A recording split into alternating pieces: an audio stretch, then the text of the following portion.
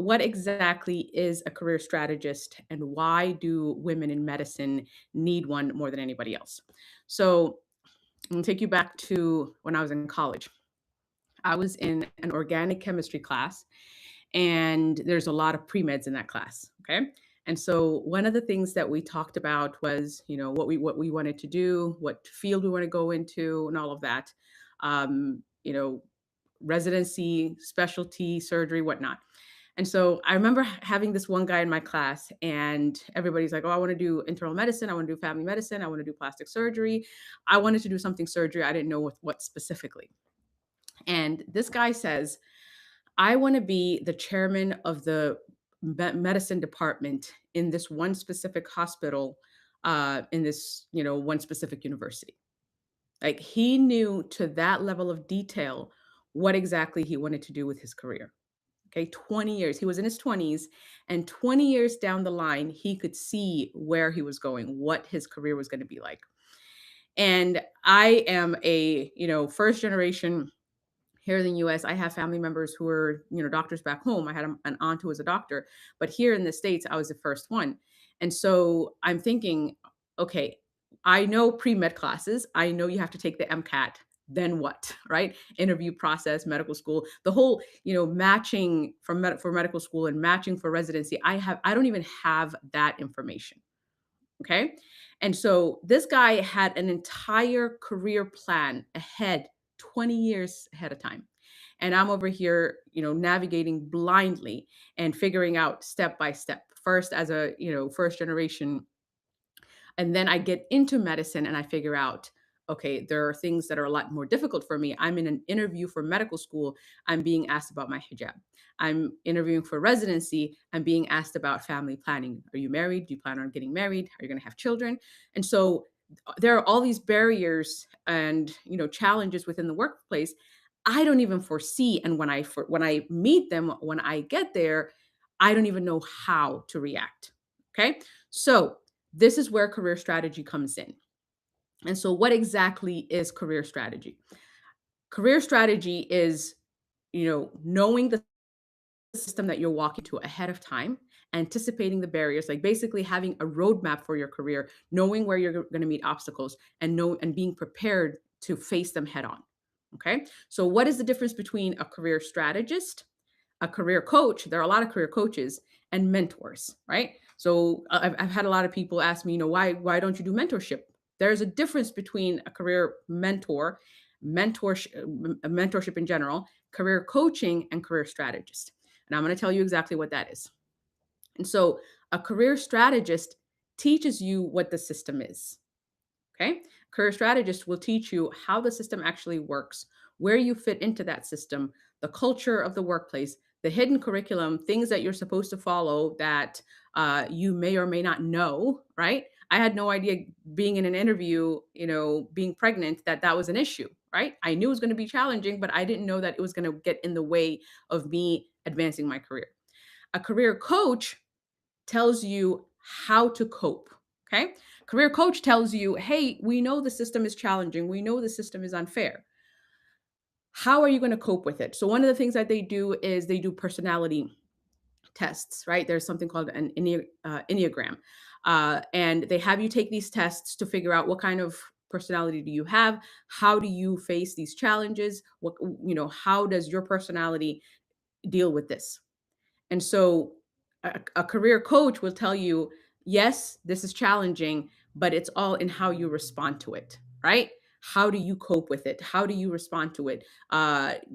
Build your confidence. Lean in. There's a huge book on lean in. The workplace is not designed for women. So show that you are there. Show that you're capable. Show that you're worthy, right? It doesn't account for when you do all of those things and the system is still resistant to you. There's discrimination and bias and hostility and pregnancy discrimination against women and all of those things. Career coaching doesn't account for that. Right. I remember being at a conference where the whole thing was focused on coaching women in advancing their career. And when I brought up the issue of, experiencing racism and discrimination and pregnancy discrimination and all of that, they didn't want to talk about it. They said, yeah, that's tough. right? So career coaching will work on how do you deal with it? How do you deal with the challenges and the barriers? And yes, it's challenging. Yes, it's hard, but the only factor that it has you work on or that it tells you that you have control over is you, and that is it. It says the system is what it is.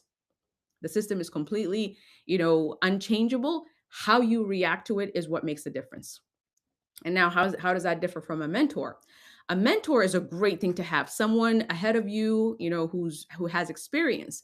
But a mentor can only tell you how they've coped with it. I remember trying to approach a woman, a Muslim woman, who's a physician. It was the first woman, Muslim woman physician that I've ever met. It was at a scholarship dinner, and I remember approaching her saying, I want to be a surgeon. Yes, I wear the hijab. I want to have children. I don't know if this is going to be possible for me, and because she had such a hard time going through medicine as a Muslim woman, her experience was it's terrible, don't do it. Right? It's unsustainable, it's hard, especially if you want to have kids. It is absolutely undoable, so don't even worry about it. So the it's great to have mentors so they can give you an insight into something that you don't know anything about just yet. But as far as guiding you, the only thing that they can show you is how they've dealt with it. If they overcame it and they did great, they can tell you, okay, this is what I did. That same situation may or may not work for you, right? But they're giving you their limited view of the workplace, of their experiences. As far as giving you insight into how to deal with the challenges that you're going to face, if they don't have, so for example, I had a lot of mentors who are surgeons, right? Majority of them are white male surgeons. They can tell me their experience from being a surgeon, having complex patients, having difficult family members to deal with, hospital administration, and how to deal with those challenges specifically from the career standpoint. And that is wonderful. That is amazing to have. But as far as navigating the workplace, navigating the world of surgery as a Muslim woman, as a Black woman, as a mother, they can't tell me that, right? They don't have the necessary experience to give me the insight that I need, right? So mentors are great to have. Mentors are fantastic to have to give you that insight. But unless they share that experience with you, unless they know the specific things that you're going to go through, it's really difficult for them to know what it is that you need, right? So a mentorship can give you their personal experience. A career coach can tell you, hey, the system is what it is. This is how you cope with it, right? I remember there's I forget the specific her position, but this famous woman who's a leader of a Fortune 500 company, and she talks about the challenges of being in the corporate world and being a mother, and she shares her experiences of just coping, right? Being called a bad mom and just accepting that title, having the power, being in a position to be able to change the power because the culture is so strict, because it's so critical of women navigating the workplace and making family and their biological clock a priority. It's a taboo thing. It's frowned upon. So a lot of women, when they reach that stage, it's more of the lean in, right? Yes, lean into the workforce, show that you're capable. But prioritizing motherhood, like even in a career setting, right? Career strategy setting, career coaching setting, talking about work-life balance and how to set strict boundaries and prioritize your family and advocate for yourself when it comes to having a flexible call schedule or work schedule is not a common thing, right? Because of equality, we're supposed to be as competitive as our male colleagues. Our values and what's important to us as far as having kids and being there for our kids is something that is completely ignored, right? And when we prioritize it, it's seen as a weakness. And so career strategy tells you there are underlying hidden curriculum. There are underlying social, concepts that we've been brought up with, the gendered roles. As a woman, yes, you can compete in the workplace, but at the same time you come home and you do that second shift. You are the mother, you are the one who can do it all. That whole concept of doing it all, there is a lot of connotation, there's a lot of hidden curriculum that we all abide by that is hurting us. But as soon as we say it out loud, right, as soon as we say it out loud, it becomes something negative, right? I'm taking a lot of strategy calls with a lot of women recently, and we're enrolling in our program starting in October. And one of the many things that they say is they want to negotiate. They want to bring up the fact that they're expecting or they want to have a baby, next year.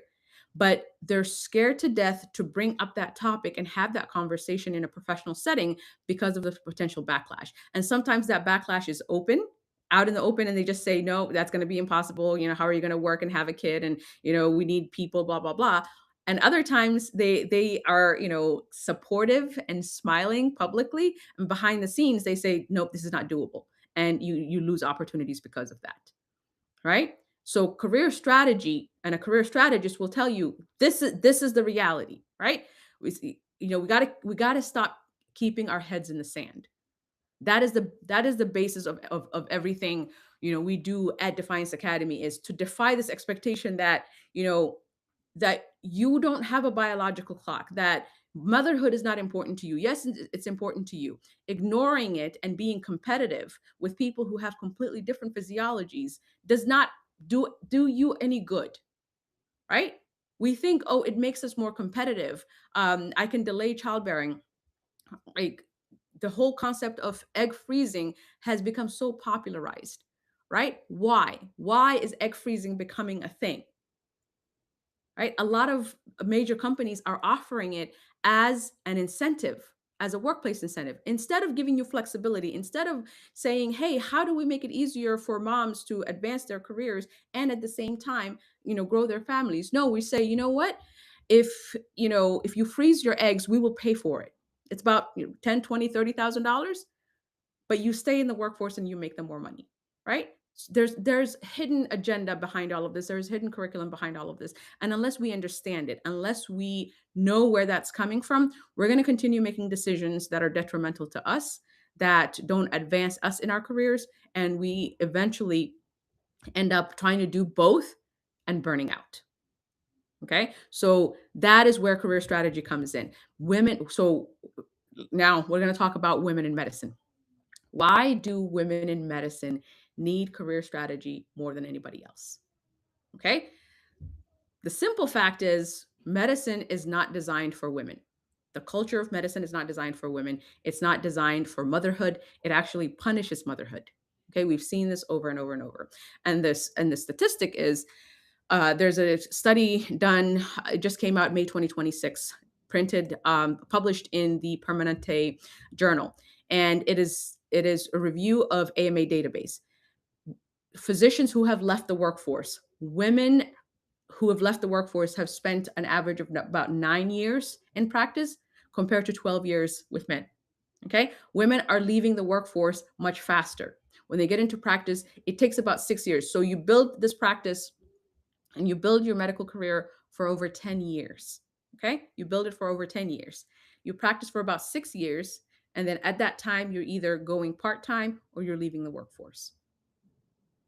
Okay. So basically, it's like you have spent a lot of time, tending to this tree and growing this tree and nurturing it. And by the time it's about to bear fruit, you say, you know what?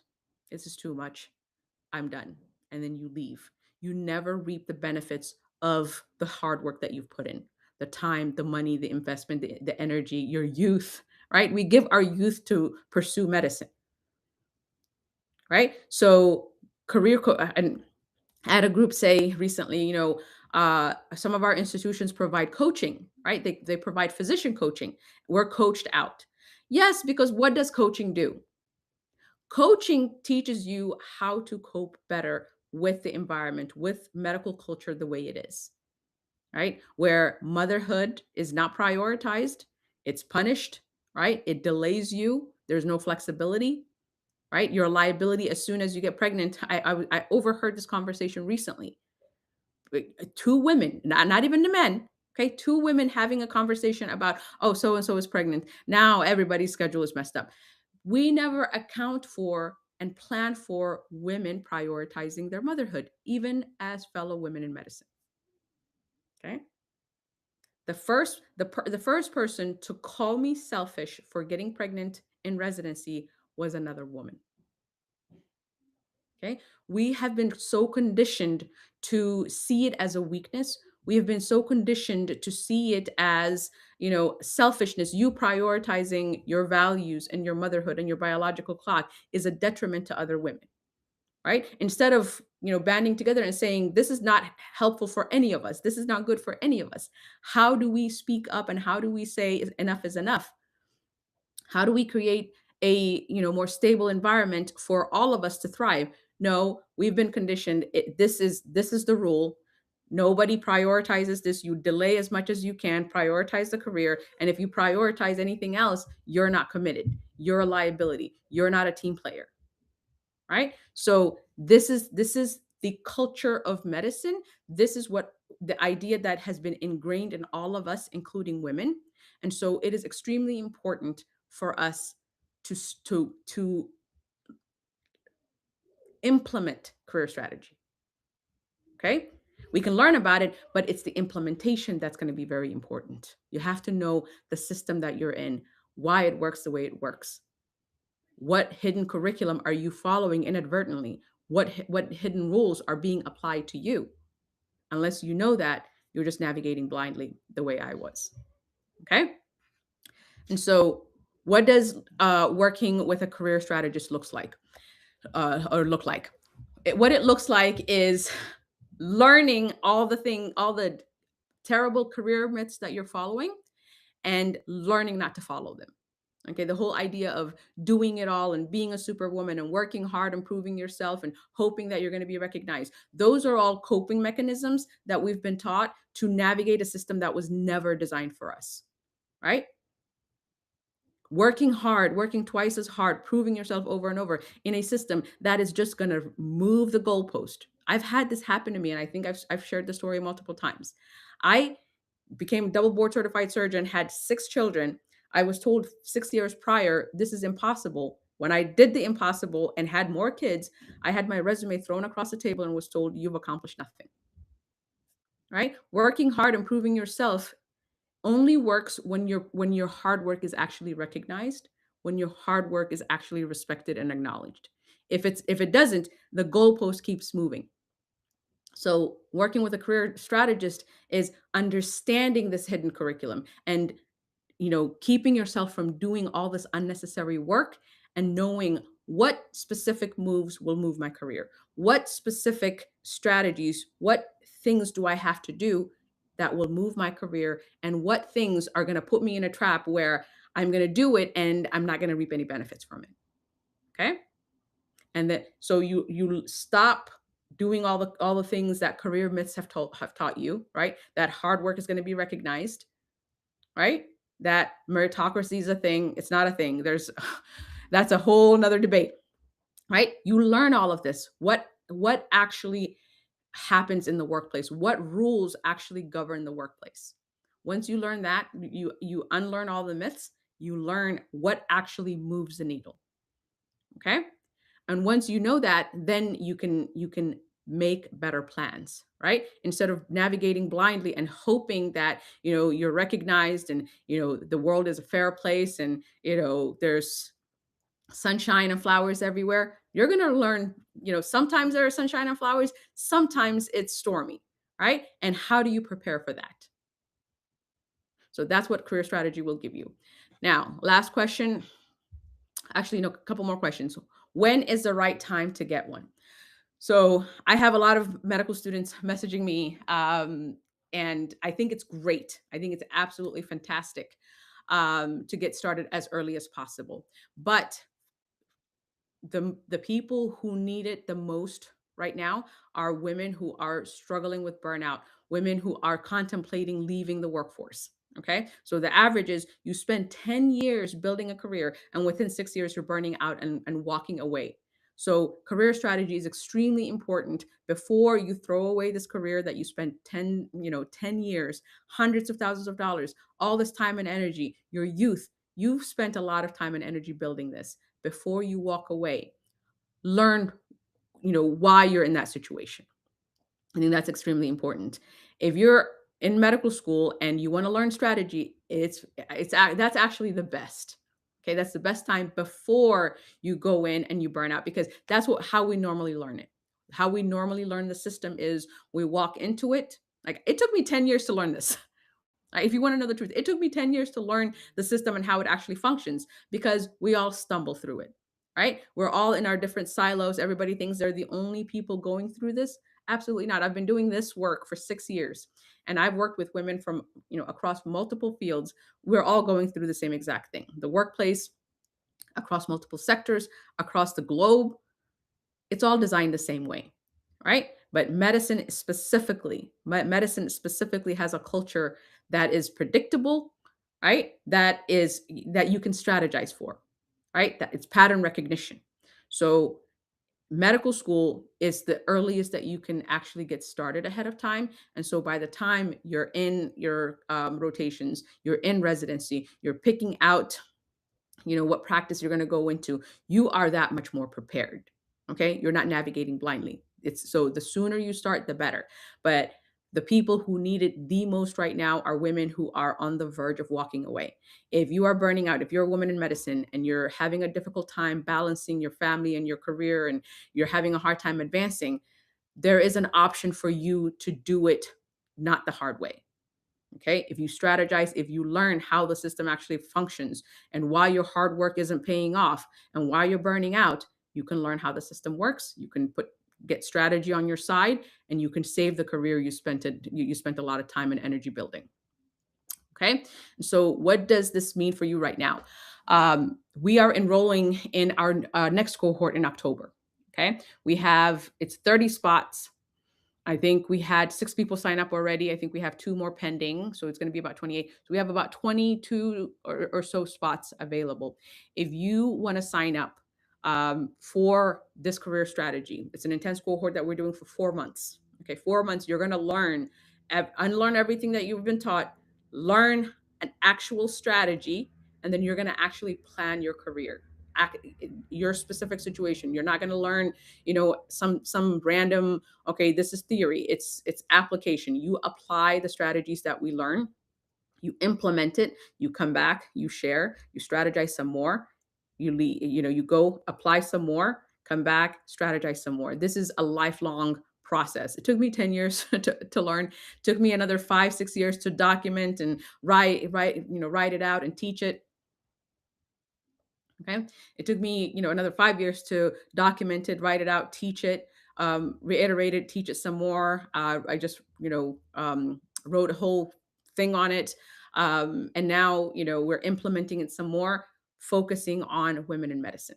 So if you would like to do that, if you want to if you want to join the next cohort, there is a link over there. And you can find it on any of my profiles, or if you go to my website, book a strategy call. Okay, we're taking strategy calls up until the end of September, to enroll people for starting in October. After that, we're going to have to put people on a wait list for the next cohort. Okay, uh, we've got about 20 spots left if you want to get involved in learning that career strategy and applying it for yourself. Okay. All right. Now I will take some questions. Okay.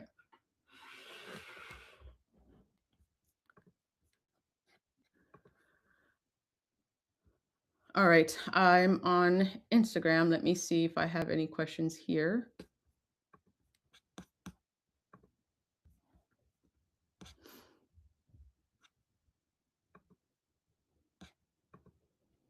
Okay. Um,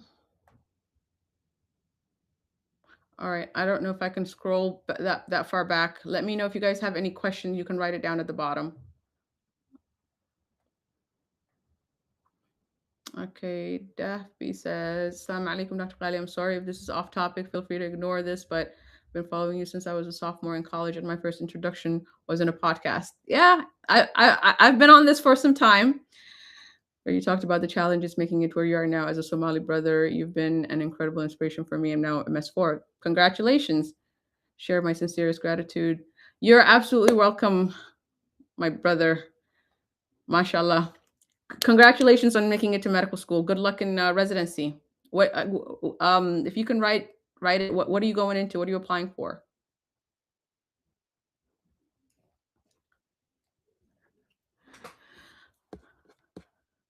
All right. Okay. Any questions on what a career strategist is, what a career strategist does, why it's important, why women in medicine especially need one?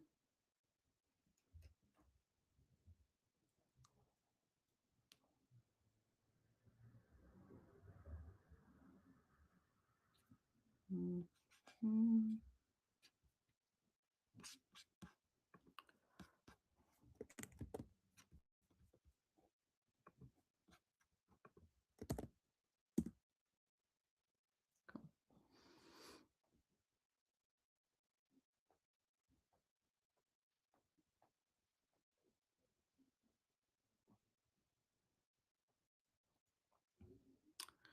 Okay.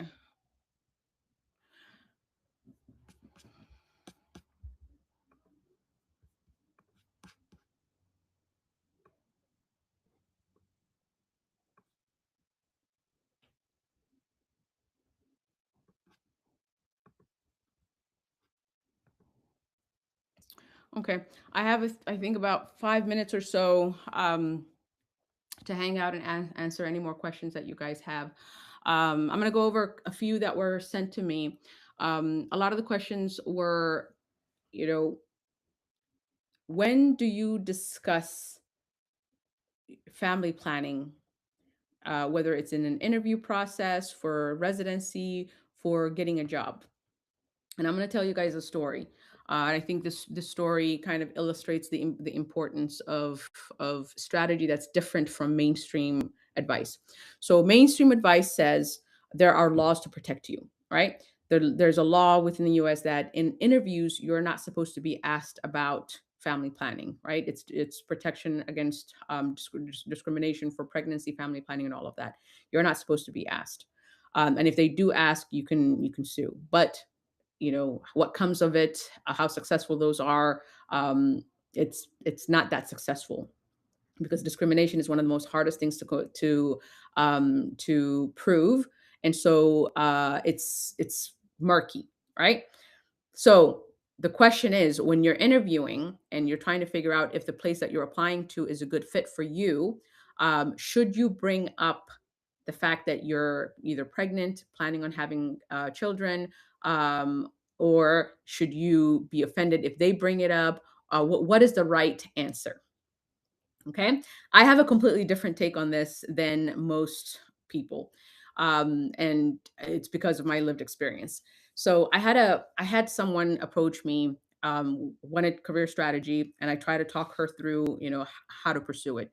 And she came in for career coaching, or career strategy. I told her, I said, you know, my philosophy is you are interviewing that place as much as they're interviewing you, right? They're interviewing you to see if you're a good fit. You're interviewing them to see if it's, a good fit for you. And so I told her, she was early pregnancy, didn't disclose it, didn't say anything, and said, it's my right. They can't violate my rights. I can do whatever I want, and I'm gonna, choose not to disclose. So she goes through the whole interview process. They're a good fit. They like her. She graduates, and it takes a while to get credentialing. By the time she shows up, she is about 8 months pregnant, and this is their first time they're realizing it. And over the next year, they make her life a living hell. Okay.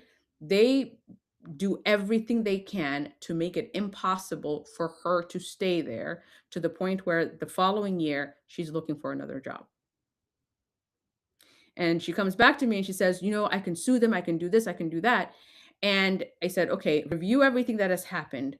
What is the one specific thing that you can take to court that will show them, hey, this is how they discriminated against me? This is why these cases are very difficult to prove. There is no way of you knowing that that's how they're going to react to your pregnancy.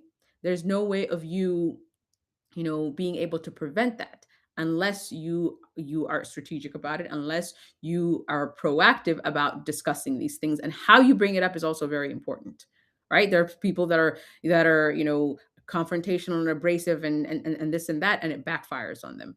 So I've had multiple interviews where they approach me and they find out as soon as I have 6 kids, and they're like, okay, no, we're too busy here, we don't want you. And that's not a place I want to be at. But there are other places that are kind of, it's hard to read them, but because of how I present myself and the kind of questions that I ask and what I tell them and what I don't tell them, it helps me know that this is a place that I can make my the kind of schedule that I want, the kind of culture that is going to be conducive to me working and being a mom, right? So this is the deeper strategy, and knowing the hidden curriculum is, you can't rely on the fact that I have protections. There is a law that is supposed to protect me, right?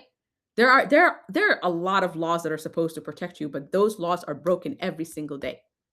Those laws are violated every single day, and there is no way for you to prove it. And if you can, the time, energy, money it takes to go to court with these big major institutions is not worth it, right? Strategy becomes a lot more important. I've gone through multiple institutions. I've gone through multiple kinds of isms, all the isms: racism, sexism, pregnancy discrimination, Islamophobia. I've had people call me names, right? I know when to protect myself. I know when to walk away. I've never had to resort to HR. I've never had to resort to filing lawsuits, and I've always gotten what I wanted out of these situations. You have to be strategic about how you navigate these systems. The moment you take action, if you don't do it the right way, I'm not saying you can't sue. You absolutely can, but you have to have all your ducks in a row. You have to be able to withstand the financial hit that you're going to take. So it's so easy. It's amazing to me when people share their experiences of experiencing bias and discrimination and this and that. The first thing people say is, it's against the law, sue them, right? Like that's the easiest thing to do. It's not, right? So strategy is about being realistic in the world that you live in, and not in the ideal world that we're supposed to be in. Right? Career coaching provides you with all of that. Ideally, it's supposed to be this, but if it's not this, this is how you cope. Coping is not a strategy. Coping can only get you so far. Okay? Let me give you an example of coping. They tell you, take time off, take a vacation, go get a massage. You do all of that. You take the time off, you go get a massage, you take the vacation. You come back to what? What do you come back to? The same system that imposes the same rules, that has the same inequality, the same home, where you're supposed to do everything and you have little support, the same culture, the same hidden rules.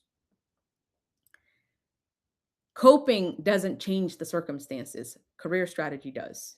Coaching helps you cope. You can only cope so much until you no longer can. Okay? All right. I will take whatever questions you guys have. If you don't, feel free to send me DMs and book a strategy session. If you want to know if this career strategy is for you, and if you want to join our cohort that is starting in October, book a strategy call. Okay, we're taking calls for the next 2 weeks, or until we fill up. Okay, we've got about 22 spots left.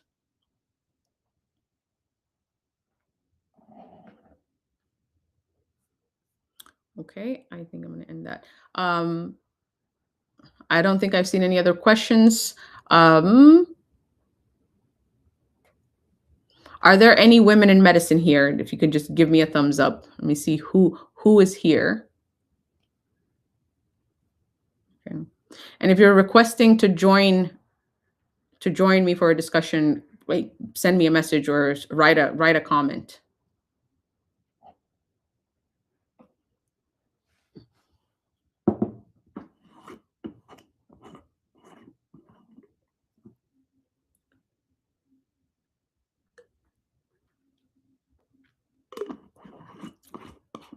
Okay. All right. I'm going to end my live stream here. I will see you on the next session. If you have any questions about what a career strategist does, the difference between all of them, you can rewatch this video and it'll tell you everything that you need to know. There's also going to be a blog post about it if you want to read some more about it. Okay. If you have any questions on career strategy and you want to join the next one, you can feel free um, to join me. Okay. I think Binta has a question. Go ahead. Go ahead, Binta.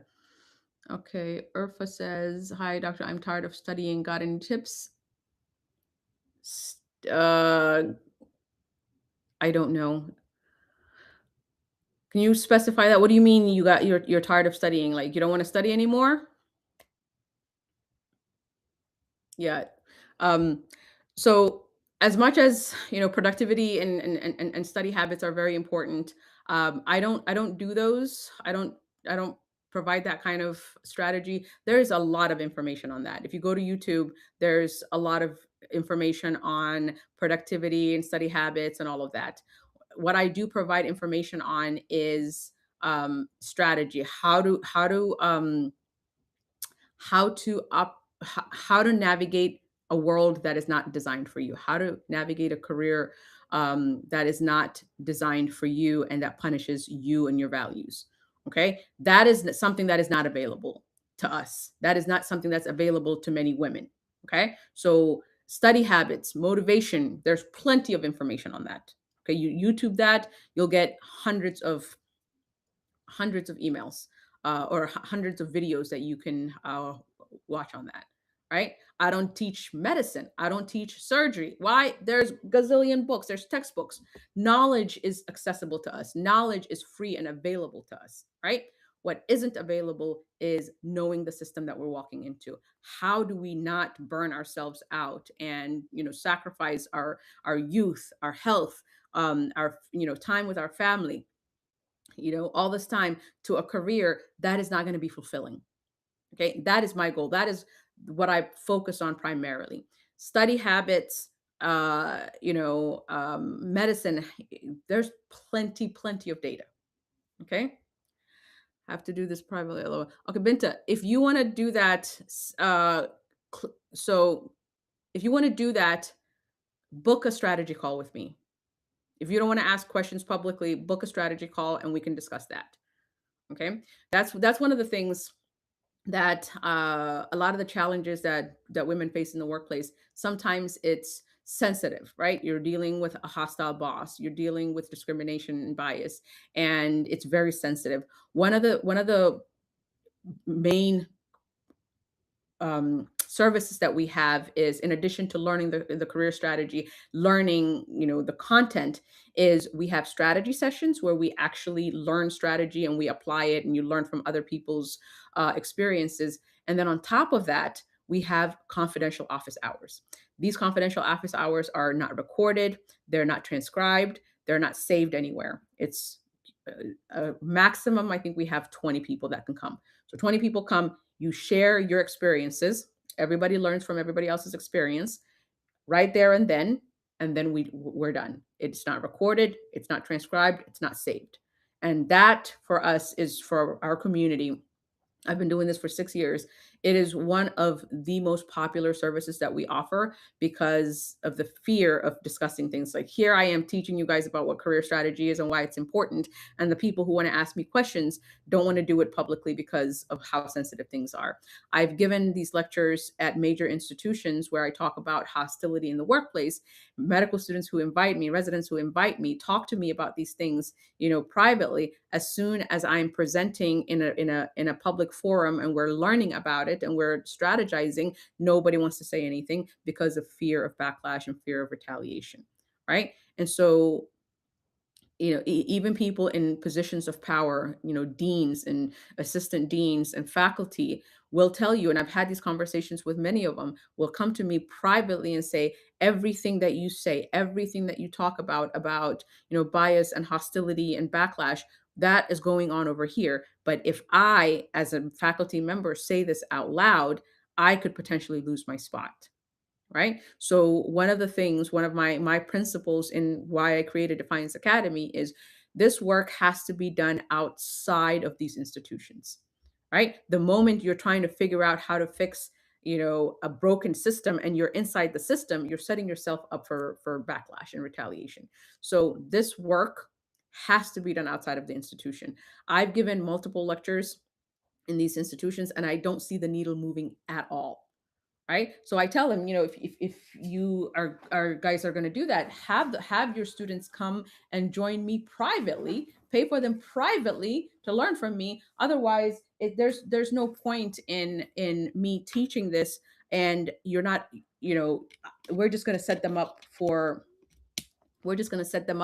backlash and retaliation. That doesn't work. Okay, let me charge my phone before it dies. Okay.